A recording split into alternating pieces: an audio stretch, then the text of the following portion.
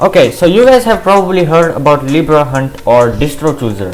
They're basically websites which you can use to go ahead and then choose your favorite Linux distribution. Or simply put up, it's gonna find a Linux distribution which is suitable for you based on the answers you actually put in. Now the question to ask here is, are they even accurate?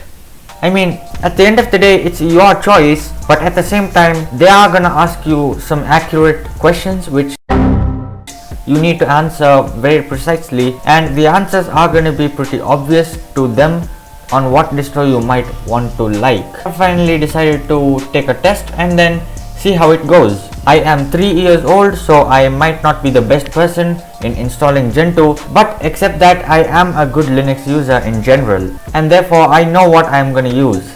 I am going to use Fedora. We'll first go with Distro Chooser. I want a distribution for daily use. I'm actually gonna go ahead and then start that up. I need that to be very important. I am gonna use that almost every time. With that said, moving on to the next one, we have how would you rate your proficiency using a computer?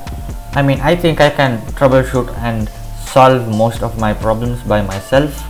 So yeah, I'm just gonna go with that. How would you rate your knowledge of Linux? I have a good knowledge in Linux, but at the same time I have, okay, you know what, I'm pretty good in Linux. How many settings do you want to tweak by yourself during installation? You know what, I'm not a big fan of this. I really want the most basic computer, but at the same time I can do it using terminal, so to choose the settings by myself.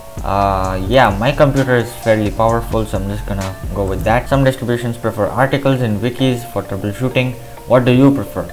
I think I prefer wikis and tutorials. That's fine for me. Linux can use a lot of different user interfaces, many desktops, blah blah blah. Okay, I get the idea. In my case, I would prefer if there was an option which said none of the above. As of now, I'm gonna go with Mac OS. Most distributions are free. Some distributions offer additional support for a one-time fee. In my case, I think I am fine to pay a fee if it means that's gonna be helpful when it comes to the experience of using the distribution. Yeah, rich installment, please don't kill me. I want to choose the basic programs I want to install by myself.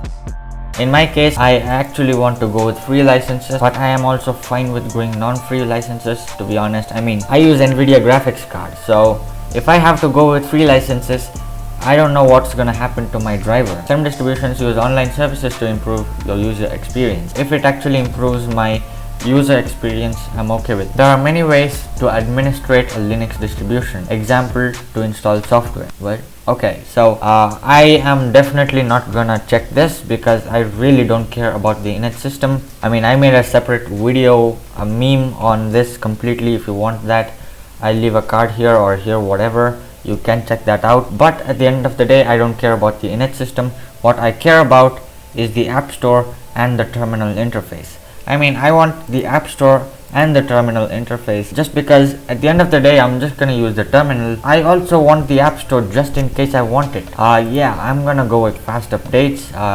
Debian, I'm not a big fan of Debian. Which version of KDE is Debian using right now? Okay, so Debian seems to be using KDE with 5.2, which is so old. I cannot look at Arch Linux users enjoying that and myself not enjoying that just for the sake of stability. So yeah, I'm gonna go with fast update. The results are here. Yeah, OpenSUSE is not what I usually use, but yeah, Distro Chooser is recommending me OpenSUSE, Zorin OS, Elementary OS, Ubuntu, Void, Artix, Linux Mint, PC Linux, Red Hat, Fedora, and so on. With that said, no, I am not a big fan of Zorin OS. Elementary OS, I'm gonna give it a point. I am a fairly good fan of Elementary OS.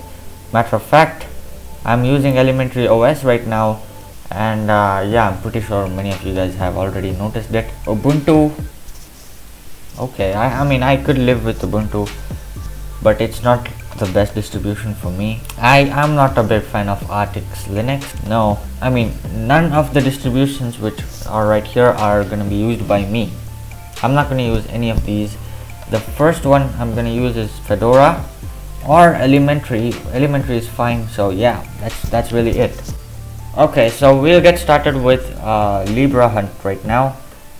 And yeah, choosing a distribution today. Let's go. I don't know how it goes, but I hope it goes well. Let's just get started with it. What is my Linux expertise? I am fairly advanced. Yeah, it's been like 3 or 4 years. I don't know. With that said, old hardware support. Yeah, I have a fairly timely updates. I need fast update. Lookalike. I don't want it to look like anything. Touch support doesn't matter. Popularity, yes, because I need all the software support as much as possible. So yeah, and then appearance doesn't matter, and submit.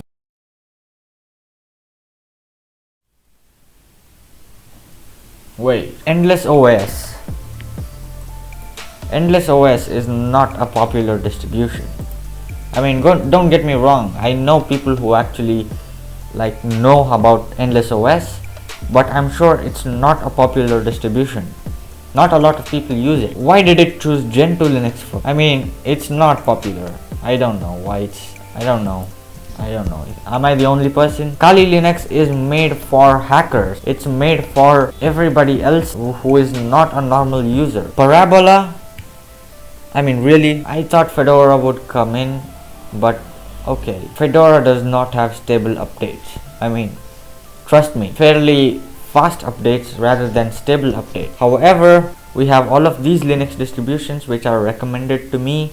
I mean, KDE Neon is probably a Linux distribution I would use, and Deepin, no. And there are thousands of reasons why I'm not going to use it. This was highly unexpected. Both of these two websites were not successful in showing what Linux distribution I actually use. I mean, it was not even close to it. So yeah, I hope this helped you guys in some way. These websites, I'm sure they mean well for this. It really does not give you the answer you actually deserve. At least, I mean, I think it's more on a personal level rather than a logical level to actually choose your Linux distribution. With that said, I hope you guys enjoyed this video. That's really about it.